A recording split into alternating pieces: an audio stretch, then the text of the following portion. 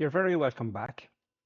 In this video, I'd like to share with you um, what I call ZeroPoint OS. It's a realization, a self-realization.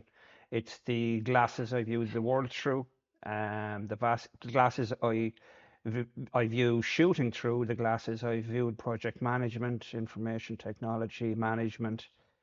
It's literally how I think, I suppose, or my mind. I call it ZeroPoint OS, and it's relevant to shooting from ZeroPoint, but it's a very much a glove on hand. It fits perfectly with the way my mind is set up. I'd call it the operating system behind performance.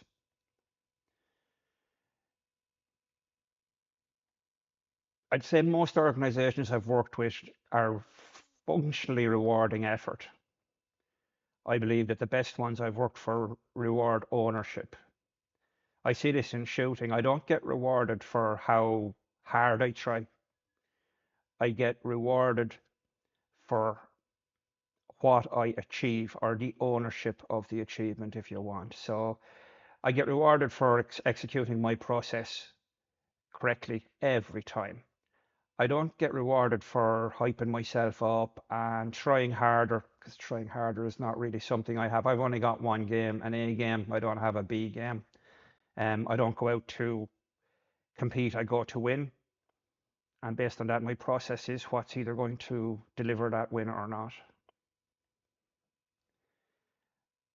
I call it ZeroPoint OS, the operating system, ZeroPoint. It's not about motivational frameworks. I'm not one of those motivational guys with the tune in and I'll show you how it's done stuff. It's not even a leadership model. It's just my mind. Um, and it's actually how the operating system for performance was built. I don't think that teams, you see, they fail because of lack of effort. I think everyone's trying. Actually, at a minimum, everyone should be trying. So are you going to reward the postman for delivering post? Or are you going to reward him for delivering it early, for example? I don't think the projects fail because of commitment either. And shooters, it's not because of the effort. I mean, the top level, effort is a given. Can we accept that? Effort is always a given. If we're to reward, we may be heading down that road, and I'm not going to go down it right now where everyone gets rewarded. That's not my mind. At a minimum, everybody should be at 100% full tilt. That's what I want. And in my game, that's what I'm at. Everything is done with 100%. My training is done, the thought behind the training, the analysis behind the training, everything's done with 100% effort. So that's, I mean, everyone's doing it. So that's not really a distinctive factor, if you want. And it's not because people aren't committed that they fail. And I don't believe that leaders struggle because their intentions are bad. I don't think any of that happens. I'd actually say, and here's a hypothesis for you. It fails because nobody owns the outcome. How often, think about this, how often have you sat in a room where someone is asked what the status update? And the answer is, well, I'm waiting for such and such a person. That's not owning the outcome. That's literally owning a work unit. That email, was it important? Did we need the information? Could it have been checked up on before you came to the meeting? In shooting, if I don't own the outcome, my numbers don't get better. They don't consistently stay at the top level where they need to stay. There's no point in blaming a coach because it's not the coach's fault. You can't blame the rifle because the rifle's doing what you want. So the beauty of the sport I'm in at the moment is I'm 100% responsible for everything, but that's not a negative. The positive behind that is I don't depend on anyone else for that shot. Therefore, I am an instrument that can complete 100% maximum performance because I own the outcome. If I want to shoot the best in the world, which is where I'm trying to get to, I'm learning the mastery of this sport. If I want that, there is no second best. There is no I'm waiting for the coach to give me the right piece of information. I'm waiting for the right rifle, God help us, or the right pellets, or the bullets, or the sight to be. None of that crap. So it's all within me to achieve the outcome. And similarly, in teams, if everybody owned, here's an example for you.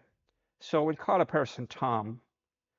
Tom's a project player team, a part of an IT team or any team. and Tom comes to you with that thing of, oh, I'm waiting for a phone call back from someone, or I'm waiting for an email, or I sent that email to Mary, who's beside us here, and leaving it there. Now, Tom comes to Friday afternoon, the money that the company is paying him is not in the bank. Does Tom sit back and wait for someone to ring him and say, we've made a mistake? Does he hope that things are going to get better and that money will arrive in? I can tell you what Tom will do. Tom will arrive outside Human Resources door because he owns that outcome, because it's important to him. So reflect on that. It tends to be how important it is to you, how much of the outcome. If your outcome needs to be, the money needs to be in your bank, I can tell you, no one waits till Monday for that. So why is that ownership then not passed around within the work environment and other environments where commitment to outcome is what's important? I believe that's where the reward should be given, not in effort, not in someone doing 60 hours. Effectively, I think if someone has to do 60 hours, I need another FTE in there. It's not what work do I need to do, it's what outcome do I own. So in website builds, I've always focused on teams delivering, not individuals. Therefore, if the website's not built, the team has failed. It's not a question of, I don't know, James, who didn't actually get the pages built properly, or Anne, who didn't do the coding the way it should have been, or Tom again, who was meant to do the design work. If it didn't get delivered, nobody goes, who in your team screwed up? So if everybody owns the outcome, people are far more focused on delivering the outcome, because success is based on the outcome. Similarly, I train every day for the outcome, not just the outcome right now, but the outcome in 28. Los Angeles will give us an example. So everything I do has to be focused on that outcome. I own that outcome. And if I want to be taken serious and deliver a serious result, the outcome is in everything I do. So every work unit, effort aside, I have to focus on a training session with the same mind that I'm going to use on the day of a competition. I don't suddenly get to flip a switch at a competition and go, oh, I'm going to get really serious now. Because if the outcome matters, then I want to own it. I have 5 pillars I use for my process. Number 1 is locking in the outcome. Assess it, by the way. Is it crazy? I mean, here's the thing too, by the way. Everyone wants to go to the Olympics, yeah? Is that feasible though, based on ability? I'm not someone who's delusional. The numbers are where they are. Over a time period, they increased based on a process I followed. In line with that, those numbers are going to be acceptable. Yes, it's a feasible situation. When I'm starting last year, that the Olympics would be something that I would go to as a competitor, but not just to make up the numbers. In every situation, you lock in the outcome based on a brief analysis. Is it actually wise? Is it possible? Things like that. Once the outcome is locked in, then the process has to be defined. Similar to Scrum, similar to Agile, Agile project management, things like that. There's a process, software development, processes, and I love processes. Will that process deliver that outcome? That's the question. If it's only a process, it's pointless. But it's designed specifically to deliver that outcome, not activity, not effort, delivery. And again, it's tied into ownership. If I own the outcome for 28, I also own the process. So it's not lackluster, it's not hypothetical, this might or might not work. Initially, you go through a couple of iterations to realize that some of the elements aren't actually going to deliver. You get rid of them, you improve, but you don't actually change the process until you've run it. Controlling the environment is the 3rd pillar. You create the conditions that support that process. This is very, very important. You remove noise, you remove friction, remove what doesn't serve that outcome, and honestly, be brutal about it. That might sound harsh, but actually, you cannot deliver at the top level by having fluffy elements around you. Noise in shooting, by the way, my focus is on executing each step. If we said I had 20 steps in my process and the outcome is a shot, you'll see on a score, but there are 20 steps before that. I have to execute each one of those steps to the best of my ability. That means not listening to anything around me, not getting involved in the chat that's going on around me. That's not analyzing what I'm doing while I'm executing the process. Similarly, in work environments, remove the friction or remove the noise, create the conditions within the work environment that you're in to deliver on that outcome. It's not dissimilar to shooting. The fourth pillar is continuing with feedback loops. You have to continuously evaluate whether the process that you're actually engaged with is producing the outcome or will. It's not about, oh, we're all busy. That's not what it's about. It's about you carry out the process, analyze the outcome, either repeat the process or change the process and run an iteration of the process. But there's no room for people evaluating themselves on busy. I can't evaluate my shot based on the fact that what I'm really committed. What would commitment be, for example? Where does that fit into anything? So it needs to be proper feedback related to the outcome, and only discussions around the outcome are entertained. If the discussion doesn't lead to the process improving, it's not had. But here's the one thing, and this is back to Tom again, 100% accountability. There's no need for blame if I own it. I don't need excuses either, because I can't improve unless I actually accept what's happened. There's no hiding, and someone has to own that outcome. In my case, I own it. But if you had a team, imagine this. If you had a team, software development, IT, whatever it is, if each individual owned the outcome, could you possibly fail? Could you possibly have discussions that weren't focused on delivering the outcome? Instead of the blame game, everyone is pointing fingers, that no one wants to step up. So in shooting, I own that shot, I own it. Good shot, bad shot. Some people only want to attach themselves to the good stuff. Well, here's the reality. It doesn't always shine. The sun doesn't always shine, so you have to accept the rainy days as well, yeah? And in shooting, I look down and I look at where did that pellet land or where did that bullet land. And I own that because the rifle didn't do it. I made it do it. So now own it. And just like Tom owned getting his money on a Friday afternoon.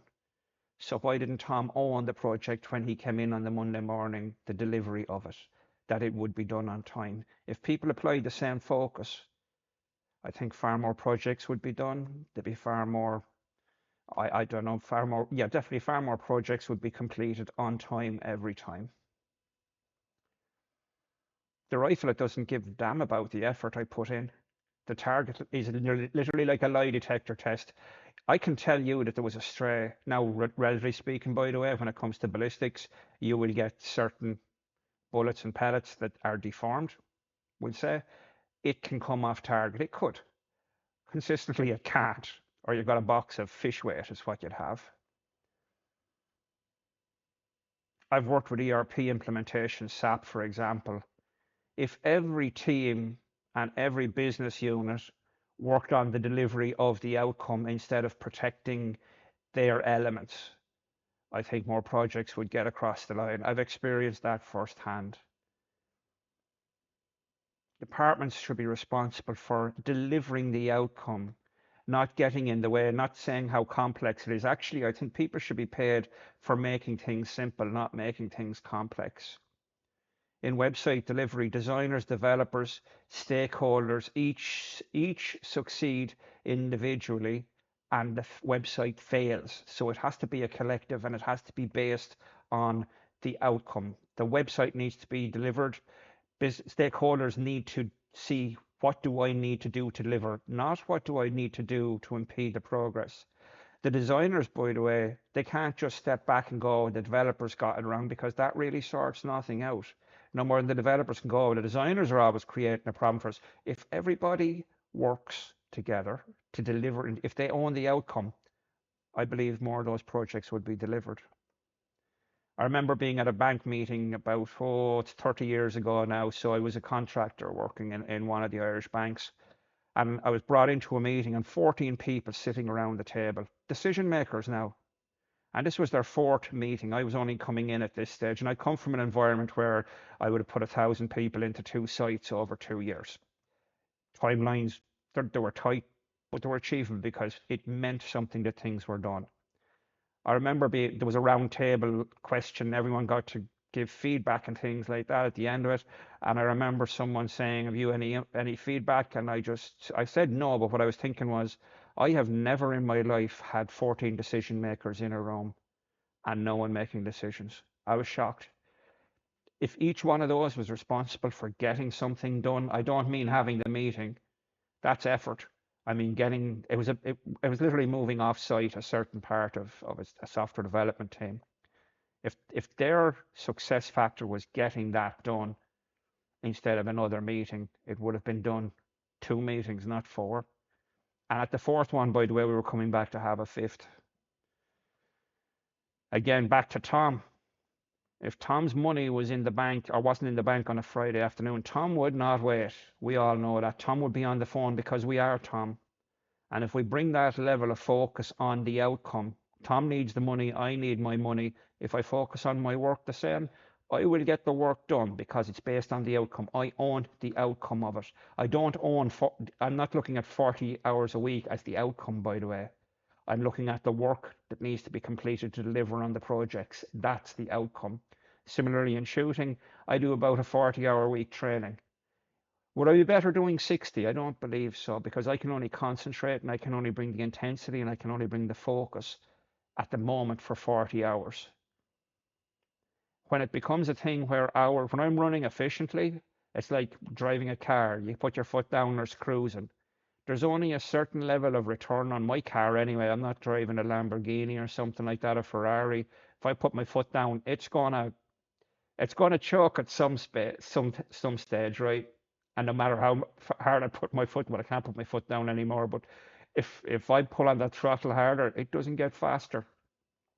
So I need to be smart, and I'm smart in training. I'd be smart in projects. It doesn't, anyone that's working a 60-hour week, I have to question whether or not it's resourced effectively, because I don't believe projects were effective. A project manager who didn't estimate how much work needed to be done to deliver an outcome, perhaps go back and have a look at your resource planning. The question should always be, do I want to deliver the outcome or do I want to be busy? Which metric am I being rewarded for? They're not the same thing. One is activity and one is ownership. And if you ask someone what they value, they'll tell you everything about it. When you hear people talking about, I want to get such and such an outcome, or yeah, I want 40 hours in the week. They're two different mindsets. They're two totally different ways of looking at things. One I really want in my team and one I really don't want in my team. I leave that to you to figure out. And accountability cannot and should not be outsourced. You don't give accountability to someone else. Accountability is someone people step forward for. You can't make someone responsible. They need to be responsible. Activity is not ownership either. Effort's not delivery. And I'd say ownership reveals itself through people's behavior. It's not statements. You'll hear people talking at meetings and that's actually not true at all. That person couldn't be further from that. Oh, I'm committed 100% to delivering. Okay. And the next thing they're into talking about, yeah, I really work really hard. I really focused on this. I did 30 calls. I sent 30 emails. I wrote 100 lines of code. And that's a work effort. But if they say, I want to deliver on this and it's going to be done, like basically, by the way, ownership and delivery, they're time-based. This is going to be done by, you don't have to get into the effort, then they'll do whatever they need to do to get that done by. That's the reality. Similar to shooting. I want to shoot 10.9s. I can faff around all day and give all the excuses in the world. If I don't do the work to bring the 10.9, I stay where I am, and I won't be doing that. I think that reality returns a result. That's the reality of it. The outcome is the outcome, and you either own it or you don't own it.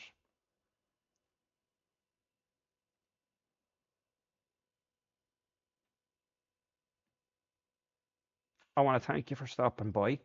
Have a great day. Thank you.